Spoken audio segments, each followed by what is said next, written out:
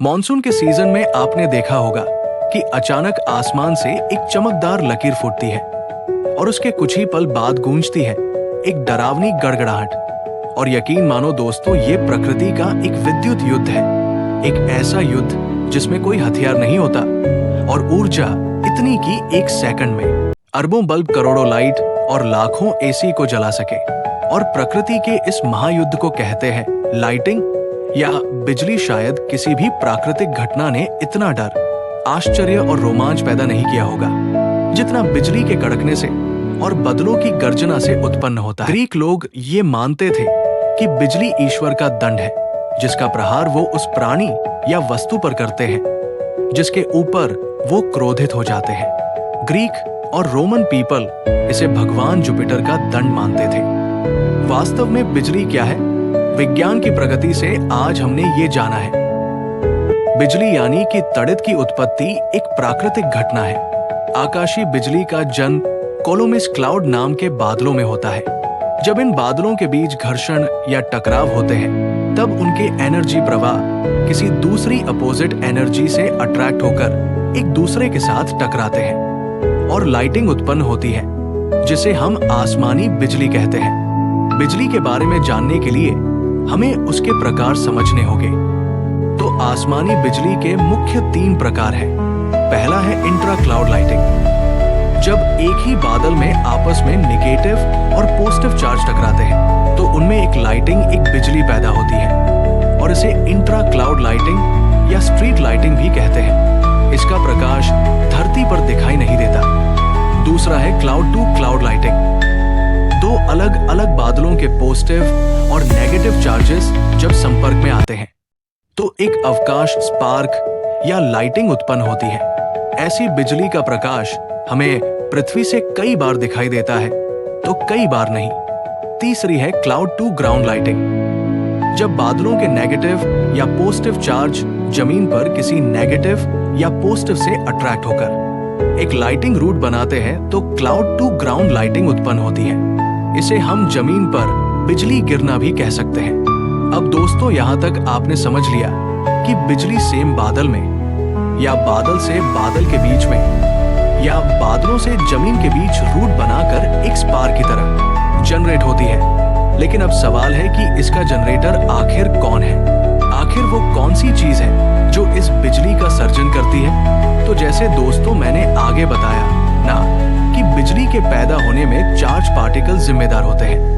अब ये charge particle क्या है? तो हमारी प्रकृति में या पूरे ब्रह्मांड में प्रत्येक कण के पास एक चीज होती है जिसे हम चार्ज कहते हैं। यानी ये वैद्युत के आवेश होते हैं जो होते हैं इलेक्ट्रॉन और प्रोटॉन। और इलेक्ट्रॉन नेगेटिव चार्ज होते हैं जबकि प्रोटॉन पॉजिटिव चार्ज होते हैं। और जो न्यूट्रॉन्स होते हैं वो न्यूट्रल होते हैं, उनमें कोई भी नेगेटिव या पॉजिटिव चार्ज नहीं होता है।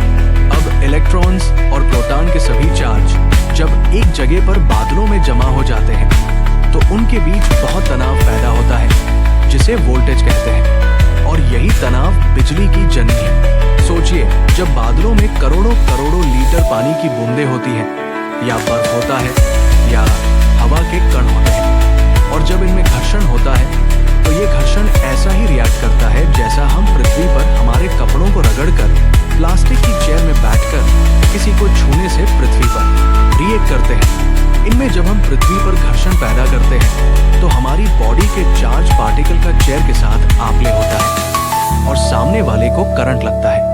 ठीक वैसा ही घर्षण जब बादलों में बड़े पैमाने पर होता है, तो इलेक्ट्रॉन्स और न्यूट्रॉन्स अलग अलग जगह पर इकट्ठे हो जाते हैं और ये दोनों ही चार्ज जब अपने अपोजिट चार्ज के संपर्क में आते हैं, तो लाइटिंग की इतनी बड़ी लकीर खिंच जाती है जिसमें अपार शक्ति होती है और बहुत ही ज्यादा, यानी कि हजारों वाट का पावर होता है, जिसे हम कहते हैं लाइटिंग या बिजली।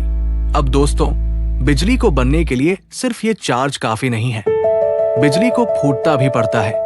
मतलब कि बिजली वैसे तो आसमान में हवा में ट्रैवल नहीं कर सकती। हम सब जानते हैं कि हवा बिजली का अवरोधक है, यानी कि इंसुलेटर है। और थैंक्स टू गॉड की हवा बिजली की वाहक नहीं है, वरना अगर हवा बिजली की कंडक्टर होती तो हम रास्ते में आते, जाते, घूमते, फिरते कहीं पर भी बिजली धड़ाम से अथवा जाती। लेकिन ऐसा नहीं है। तो फिर हवा के माध्यम से बिजली क्यों गिरती है? तो दोस्तों, इसका कारण ये है कि जब भी ये चार्ज पार्टिकल इतने ज्यादा बढ़ जाते हैं कि वो हाई वोल्टेज पैदा करने लगे, और जब वोल्टेज 300 वोल्ट पर सेंटीमीटर से ज्यादा बढ़ जाते हैं, यानी कि 300 वोल्टेज से ज्यादा गर्मी हो जाती है, तब ऐसे करंट को हवा रोक नहीं पाती। और इस हालात में हवा इंसुलेटर के रूप में नहीं, लेकिन कंडक्टर के रूप में बिहेव करती है। और ऐसा तब होता है जब हवा पर ही हाई वोल्टेज प्रेशर क्रिएट होता है।